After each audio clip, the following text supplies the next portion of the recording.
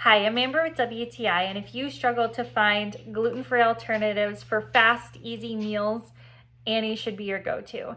This is gluten-free pasta, so it's rice pasta and cheddar, so you still have your real dairy, so it's still very flavorful, very delicious. So what I really like about this is that it's really easy.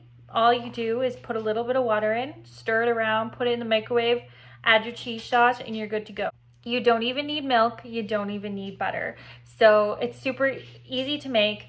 It tastes delicious. Once you make it, it's very, very creamy. It expands quite a lot from when you first open it. So it's a very good portion. It's enough for a snack or part of a meal to have your grains, and it's delicious. So good. And it's foolproof. It takes 2 minutes and 15 seconds to make your macaroni. After you mix it all in, you let it sit for a little bit and it becomes nice and creamy. So I love this rice pasta. It is the best gluten-free pasta in my opinion, and that is my point of view.